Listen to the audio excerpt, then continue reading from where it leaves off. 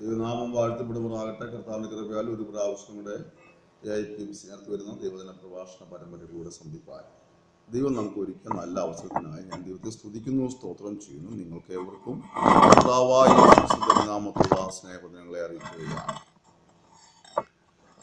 ക്രിസ്തീയ ജീവിതം എന്നുള്ളത് സഹിഷ്ണുതയുടെ ഒരു പാതയാണ്. നമുക്കെല്ലാവർക്കും അറിയാം. നമ്മുടെ നായകനായ കർത്താവായ യേശുക്രിസ്തു കഷ്ടങ്ങൾ സഹിക്കുവാൻ വേണ്ടി ഈ ഭൂമിയിലേക്ക് വന്നു എന്നുള്ളതാണ് വാസ്തവം. ആ യേശു നമ്മളോട് ഇങ്ങനെ പറഞ്ഞു, ഞാൻ നിങ്ങളെ ചെന്നായ്ക്കളുടെ നടുവിലേക്ക് കുഞ്ഞാടുകളെ പോലെ അയക്കുന്നു. അങ്ങനെ ഈ ഭൂമിയിൽ കുഞ്ഞാടുകളായി വളരേണ്ട പ്രിയപ്പെട്ടവർ പലപ്പോഴും ചെന്നായ്ക്കളായി മാറിക്കൊണ്ടിരിക്കുന്ന ശോചനീയമായ ഒരവസ്ഥ നാം കണ്ടുകൊണ്ടിരിക്കുകയാണ്. കുഞ്ഞാടുകൾ ചെന്നായ്ക്കളായി മാറും. അതുകൊണ്ടാണ് മിക്ക സഭയുടെയും സംഘടനയുടെയും ഒക്കെ കമ്മിറ്റികൾ കഴിയുമ്പോൾ ചിലരെ ഹോസ്പിറ്റലിൽ വെച്ച് നമ്മൾ പോയി കാണേണ്ടി വരുന്നു. കുഞ്ഞാടുകൾ ചെന്നായ്ക്കളായതിൻ്റെ ഒരു സ്ഥിതിവിശേഷം അവിടെ കാണുന്നു. ഞാനിങ്ങനെ ഒരു കഥ കേട്ടിട്ടുണ്ട്. ഒരിക്കൽ രണ്ട് കുഞ്ഞുങ്ങൾ തമ്മിൽ വീട്ടിന് മുറ്റത്ത് കളിച്ചുകൊണ്ടിരിക്കുകയാണ്. അതിൽ ഇളയ കൊച്ച് കരഞ്ഞുകൊണ്ട് ഓടി മാതാപിതാക്കളുടെ അടുത്ത് വന്നിട്ട് പറഞ്ഞു, എന്നെ അച്ചാച്ചൻ തല്ലി എന്ന് പറഞ്ഞു. ഉടനെ മാതാപിതാക്കൾ വിളിച്ച് ഈ കൊച്ചിനോട് ചോദിച്ചു, മൂത്ത കൊച്ചിനോട് ചോദിച്ചു, എന്തുവാനാടാ നീ കുഞ്ഞാവയെ തല്ലിയതെന്ന് ചോദിച്ചു. ഉടനെ ഈ മൂത്ത കൊച്ചു പറഞ്ഞു, ഞങ്ങൾ സഭായോഗം കളിക്കുകയായിരുന്നു. മാതാക്കൾ ചോദിച്ചു, സഭായോഗം കളിക്കുകയോ? സഭായോഗം കളിച്ചാൽ എങ്ങനെയാടാ കൊച്ചിന്റെ മുഖത്ത് ചോര വരുന്നത്? ഉടനെ അച്ചാച്ചൻ പറഞ്ഞു, മൂത്ത കൊച്ചു പറഞ്ഞു, സഭായോഗാനന്തരം കമ്മിറ്റി ഉണ്ടായിരുന്നു. അപ്പോൾ മനസ്സിലായല്ലോ, നമ്മുടെ ഒക്കെ ആത്മീയ നിലവാരത്തിന്റെ അവസ്ഥയ്ക്ക് മാറ്റം വന്നിപ്പോൾ സഭായോഗാനന്തരം കമ്മിറ്റി ഉണ്ട്. കമ്മിറ്റി കഴിഞ്ഞാൽ ഒരുത്തിന്റെ മുഖം ചോര വരും. ആ നിലയ്ക്ക് നമ്മൾ അതപ്പച്ചുണ്ടായിരുന്നു. അതിൽ വചനം പറയുന്നു, നമ്മൾ ദീർഘക്ഷമയുള്ളവരായിരിക്കണം, സഹിഷ്ണുതയുള്ളവരായിരിക്കണം. ഞങ്ങൾ എന്നാ പ്രിയപ്പെട്ടവരെ, നമ്മൾ വിശ്വസിക്കുന്ന, നമ്മൾ ആരാധിക്കുന്ന, നമ്മൾ സേവിക്കുന്ന, സാക്ഷ്യം പറയുന്ന കർത്താവ് തനിക്ക് സ്വർഗത്തിലും ഭൂമിയിലും അധികാരമുണ്ടായിരുന്നു. താൻ ഒരു വാക്ക് പറഞ്ഞാൽ ലക്ഷക്കണക്കിന് ദൂതന്മാരെ ഇറക്കി ശത്രു സംഹാരം നടത്തുവാൻ കഴിവുണ്ടായിരുന്നിട്ടും താൻ പീഡിപ്പിക്കേണ്ട സമയങ്ങളിൽ, നിന്ദിക്കപ്പെട്ട സമയങ്ങളിലൊക്കെ താൻ സഹിഷ്ണുതയോടെ ദീർഘക്ഷമയോടെ ആ സാഹചര്യങ്ങളെ കൈകാര്യം ചെയ്യുവാനിടയായിരുന്നു എന്നുള്ളതാണ്.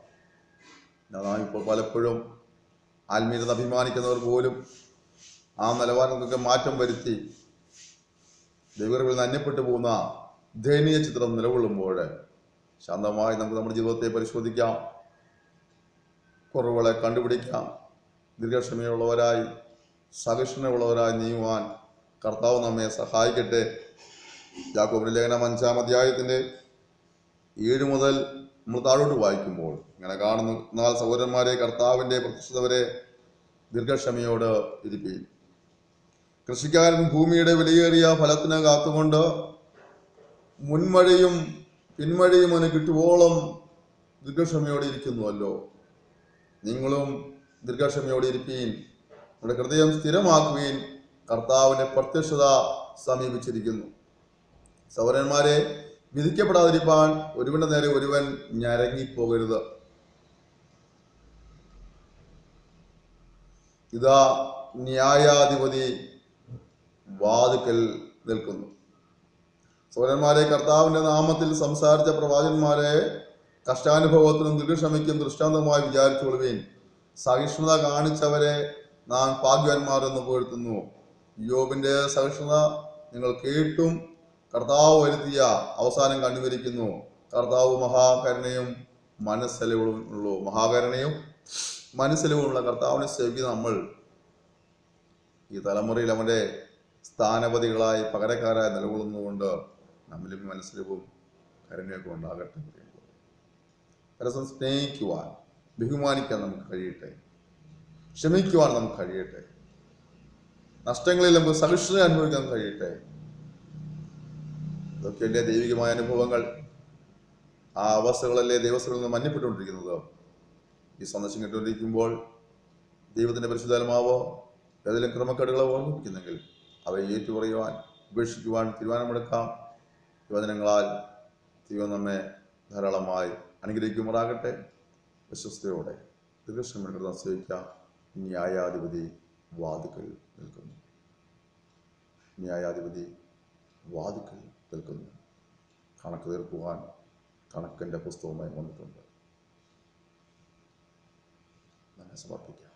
പരിശുദ്ധനായ ദൈവമേ, സ്വർഗ്ഗീയ പിതാവേ, ഈ സന്ദേശം കേൾക്കുന്നതിനെ ഞങ്ങളെ വരമേൽപ്പിക്കുക. ന്യായാധിപതിയുടെ കാൽ ഒച്ച കാതുകൾ കേൾക്കുവാൻ സമയമായിരിക്കുന്ന കാലഘട്ടത്തിൽ ഞങ്ങളെ കാണുവാൻ, കൂടെ കണ്ടുപിടിപ്പാൻ, ദിവസങ്ങളിൽ ഏറ്റുപറയുവാൻ, ഉപേക്ഷിപ്പാൻ, സമർപ്പണത്തോടെ സ്വീകരിപ്പാൻ ഞങ്ങളെ സഹായിക്കുമ്പോഴാണെന്ന് പ്രാർത്ഥിക്കും. സമൂഹത്തെ അനുഗ്രഹിക്കുമ്പോഴാണ് വിശുദ്ധരായി ജീവിക്കാൻ സഹായിച്ചാട്ടെ. തിരുനാമത്തെ മഹത്വപ്പെടുത്തിയാട്ടെ. യേശുവിൻ്റെ നാമത്തിൽ തന്നെ. നിങ്ങളെല്ലാം വിഷയങ്ങളുടെ വിടുതലിനുള്ളിൽ പ്രാർത്ഥനാ സഹായം ആവശ്യമാണ്. ദയവായി ഞങ്ങളെ വിളിക്കുക. ഞങ്ങളുടെ ഫോൺ നമ്പർ 94 46 620 645 94 46 620 645. ദൈവം നിങ്ങൾ ധാരാളമായി അനുഗ്രഹിക്കുമാറാകട്ടെ.